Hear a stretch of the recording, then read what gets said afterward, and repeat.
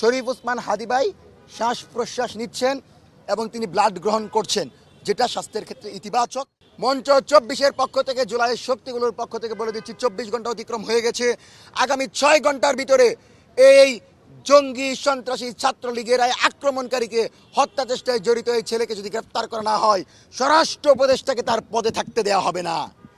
আপনাদেরকে আরও অবগত করছি, ছাত্র জনতাকে সাথে নিয়ে বিএনপি, জামাত, এনসিপি, গণ অধিকার পরিষদ, রাজনৈতিক দল, সকল দলগুলোকে সাথে নিয়ে আমরা ঐক্যবদ্ধ লড়াইয়ের জন্য প্রস্তুত হচ্ছি।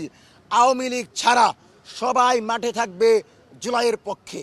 এবং আপনারা জানেন, জুলাইয়ের সকল সাংস্কৃতিক এবং রাজনৈতিক শক্তিগুলো একত্রিত হয়ে গণ প্রতিরোধ কর্মসূচির ঘোষণা দিয়েছে শাহবাগে, এবং জুলাইকের মিছিলের ঘোষণা দিয়েছে। তার মানে সবাই কিন্তু একত্রিত হচ্ছে আওয়ামী গুন্ডা মজুগুন্ডার বাহিনীকে, বাকশালী মুজিববাদী বাহিনীকে প্রতিহত করার জন্য।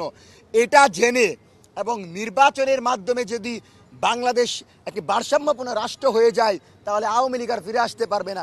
এই ভয়ে তারা এখন আওয়ামী লীগ নির্বাচন বানচাল করার জন্য আজকের এই আক্রমণ করেছে। নির্বাচন যেন সুষ্ঠুভাবে না হয় সেজন্য তারা আক্রমণ করেছে। তার মানে আমরা নিজেদের ভেতর কোনো দ্বন্দ্ব করতে চাই না। আমরা এই স্লোগান দিতে চাই না যে নির্বাচনের কোনো আমাদের ফ্যাসিবাদ বিরোধী কোনো প্রার্থী আমাদের উপর আক্রমণ করেছে। আমরা স্পষ্টতই দেখতে পাচ্ছি এখানে আওয়ামী লীগ, ছাত্রলীগ, যুবলীগ জড়িত। এবং তাদের আদাবর থানার যে ঘটনাটা দেখেছেন, যে ওই ছেলে হাদী ভাইয়ের নির্বাচনী প্রচারণায় পর্যন্ত ঢুকে গেছে, অথচ বাংলাদেশের প্রথম সারির নেতা হওয়ার পরেও গোয়েন্দা সংস্থাগুলো সেই তথ্য রাখে নাই।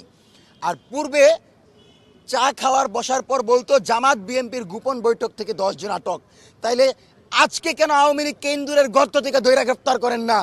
প্রমাণ থাকার পরেও কেন আপনি হাদী ভাইয়ের উপর আক্রমণকারীকে গ্রেফতার করতে পারেন না? তার মানে রাষ্ট্র কাঠামো আপনার হাতে নাই।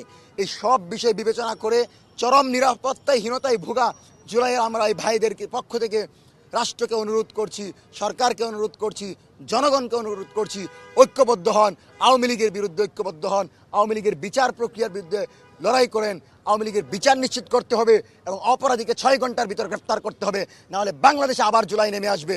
এবং আপনাদেরকে স্পষ্ট বলে দিচ্ছি, কোনো রাজনৈতিক দল একে অপরকে কাদা ছোড়াছড়ি করবেন না। স্পষ্টত এখানে দেখা যাচ্ছে আমাদের ফ্যাসিবাদ বিরোধী কোনো শক্তি ষড়যন্ত্রে জড়িত ছিল না। সরাসরি আওয়ামী লীগের পৃষ্ঠপোষকতায়, আওয়ামী লীগের পরামর্শে কিলিং মিশন হিসাবে শরীফ ওসমান হাদীর উপর আক্রমণ হয়েছে। আমাদের উপর আক্রমণ হতে পারে, আমরা সেটাকে পরোয়া করি না। আমরা আমাদের এই বোনাস জীবনকে পেয়ে আমরা মনে করি শাহাদাতের তামান্না নিয়ে আল্লাহর কাছে যদি চলে যেতে পারি, ইনসাফের পক্ষে লড়াই করে স্বাধীন সার্বভৌম বাংলাদেশ বিনির্মাণের স্বপ্নে যদি আমরা জীবন দিতে পারি, সেটাই আমাদের সবচেয়ে বড় পাওয়া। সেজন্য আপনাদেরকে সর্বশেষ বলছি, শরীফ ওসমান হাদী ভাই শ্বাস প্রশ্বাস নিচ্ছেন এবং তিনি ব্লাড গ্রহণ করছেন, যেটা স্বাস্থ্যের ক্ষেত্রে ইতিবাচক। আমরা আশাবাদী অতি দ্রুত উন্নত চিকিৎসার জন্য হয়তো তাকে ভালো কোনো জায়গায় নেওয়া হবে, অথবা তার চিকিৎসার মাধ্যমে তিনি আমাদের মাঝে ফিরে আসবেন খুব দ্রুত সময়ের ভিতর। সেজন্য আমরা আশাবাদী, কিন্তু শঙ্কা রয়েছে। সেজন্য দেশের আপামর ছাত্র জনতাকে নিয়ে একটি কথাই বলি, দোয়া করেন, আল্লাহর কাছে চান, আরশের মালিক যদি চায়, ইনশাল্লাহ জুলাইয়ের পুত্র, জুলাইয়ের বীর শরীফ ওসমান হাদী আমাদের ভিতর ফিরে আসবে। ইনকিলাব জিন্দাবাদ, মুজিববাদ মুর্দাবাদ।